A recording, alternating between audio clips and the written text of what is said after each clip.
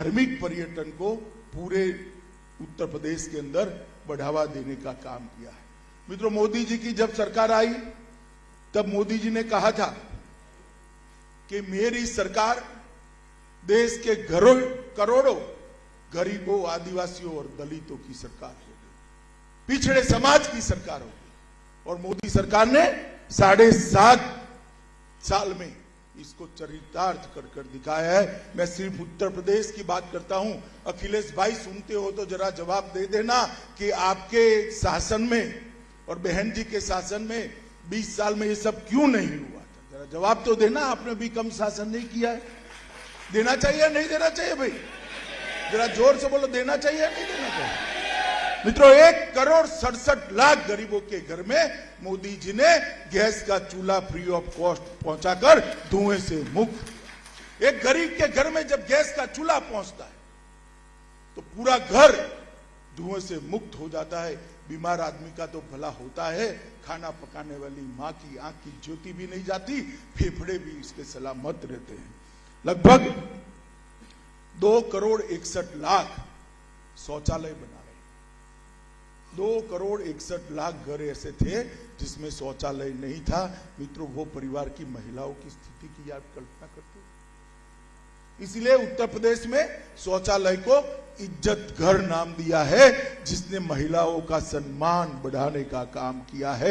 आजादी के 70 साल के बाद वो मां, बहन, बेटी शर्मसार होती थी।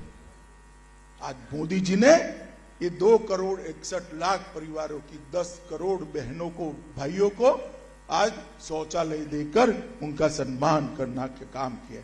मातृवंदना योजना में 40 लाख लोगों को लाभान्वित किया गया। 1,41,00,000 घर ऐसे थे जिसमें आजादी के 70 साल के बाद बिजली नहीं थी। अब ये कहते हैं हम मुफ्त बिजली देंगे। अरे भाई अखिलेश, आप तो बिजली ही नहीं दे पाएंगे, मुफ्त की क्या बात करते हो आप। जो बिजली नहीं दे पाया वो मुफ्त दे सकता है क्या, बताओगे? दे सकता है क्या? 1,41,00,000 घरों को निःशुल्क विद्युत देने का काम श्रीकांत शर्मा के नेतृत्व में भारतीय जनता पार्टी की सरकार ने। स्वनिधि योजना में 8,80,000 रेहड़ी पटरी वाले भाइयों को मोदी जी ने लोन देकर उनके जीवन को कोरोना काल में पटरी पर चढ़ाने का काम किया है। प्रधानमंत्री श्रम योगी मानधन 6 लाख से ज्यादा लोगों को दिया गया है। और उत्तर प्रदेश में जब कोरोना आया तब आप मानकर चलिएगा कि सबको डर था कि उत्तर प्रदेश के अंदर ज्यादातर आबादी गरीबी रेखा के नीचे है। किसी की रेहड़ी पटरी बंद हो जाएगी, किसी की ऑटो बंद हो जाएगी, किसी का कल कारखाने छोटे छोटे बंद हो जाएंगे। ये लोग खाएंगे क्या? कोई बचत तो होती नहीं। दिन का कमाकर शाम को खाते हैं। क्या होगा? मोदी जी ने 16 करोड़ लोगों को 2 साल से मुफ्त अनाज देकर उनके जीवन निर्वाह को आगे बढ़ाने का। विश्व में कहीं पर भी चले जाइए मित्रों, कोई भी प्रांत में चले जाइए, कोई भी देश में चले जाइए, देश में 80 करोड़ और उत्तर प्रदेश में 15 करोड़ लोगों को, गरीब लोगों को खाने का अन्न नरेंद्र मोदी जी ने पहुंचाया है। मित्रों, मैं मानता हूं कि भारतीय जनता पार्टी की सबसे बड़ी उपलब्धि है और इसका आशीर्वाद भारतीय जनता पार्टी हमारे नेताओं के सर पर नहीं है। इसका आशीर्वाद ये वृंदावन और मथुरा की जनता के सर पर है, क्योंकि सरकार तो आपने बनाई। आप सरकार न बनाते तो ये कैसे होता? प्रधानमंत्री आवास योजना, गरीबों के पास घर नहीं थे। अखिलेश बाबू सुन लेना, गरीबों की बात करते रहे आप। घर नहीं थे गरीबों के लिए। 42 लाख लोगों को उत्तर प्रदेश में घर देने का काम नरेंद्र मोदी सरकार ने किया है। योगी आदित्यनाथ ने इसको नीचे तक पहुंचा है। 2,54,00,000 किसानों को हर साल 6,000 रुपया, 37,000 करोड़ रुपया हमने सीधा इसके बैंक अकाउंट में पहुंचाया है। अखिलेश शिवपाल की जोड़ी सुन ले, कोई बिचौलिया नहीं है। पैसे अब सीधे बैंक अकाउंट के अंदर जाते हैं और लगभग 15 करोड़ लोगों को प्रधानमंत्री आयुष्मान भारत योजना का कार्ड देकर 15 करोड़ लोगों को 5 लाख तक की सारी स्वास्थ्य की सुविधाएं फ्री ऑफ कॉस्ट करने का काम भारतीय जनता पार्टी की सरकार ने किया। 1,66,00,000 किसान क्रेडिट कार्ड दिए। मैं गन्ना के क्षेत्र में आया हूं, पश्चिमी उत्तर प्रदेश में हूं। अखिलेश बाबू गन्ने की भी बात करते हैं।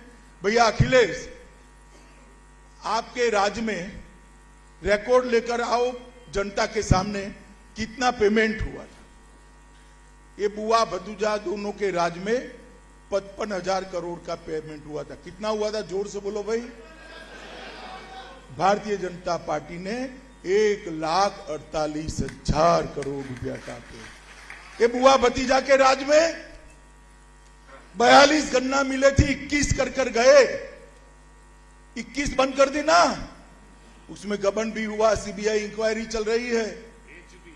हमारे राज्य में एक भी नहीं बंद हुई और 20 की क्षमता विस्तरण का काम योगी आदित्यनाथ ने किया है। ये गन्ने की बात करते हैं। मोदी जी ने इथेनॉल खरीदकर गन्ना किसान को मजबूत किया। रॉ शुगर पर इंपोर्ट की ड्यूटी डालकर शुगर के दाम, चीनी के दाम बैलेंस कर किसान को अच्छा गन्ने का दाम मिले, ये सुनिश्चित किया है। और मित्रों, लॉकडाउन के अंदर भी ये मिलें बंद नहीं हुई, ये मिलें चलती ही रही और ढेर सारे उसके कारीगरों को और गन्ना किसानों को अपना भुगतान समय पर मिलता है। मित्रों, ये प्रदेश, एक ही प्रदेश ऐसा है उत्तराखंड बनने के बाद भी जहां सबसे ज्यादा संत महंत विराजमान होते हैं। चाहे चित्रकूट हो, चाहे काशी हो, चाहे वृंदावन, ढेर सारे संतों महात्माओं का यहाँ डेरा लगा रहता है। क्यों लगा रहता है? क्योंकि यही तो भूमि है जहां से हमारी संस्कृति पनपी। महाभारत, रामायण, ये सभी इसी भूमि पर हुए। ढेर सारे अपने श्रद्धा केंद्रों का जीर्णोद्धार नहीं होता था। मित्रों, आप मुझे बताओ, मोदी जी की सरकार न होती तो राम जन्मभूमि का मंदिर संभव था क्या? होता क्या? बाबा विश्वनाथ का कॉरिडोर बनता क्या? विंध्यवासिनी का पुनर्निर्माण होता क्या? ये भारतीय जनता पार्टी की सरकार है जिसने वोट बैंक की चिंता करे बगैर समाज के श्रद्धा केंद्रों को फिर से दैदीप्यमान करने का काम किया है।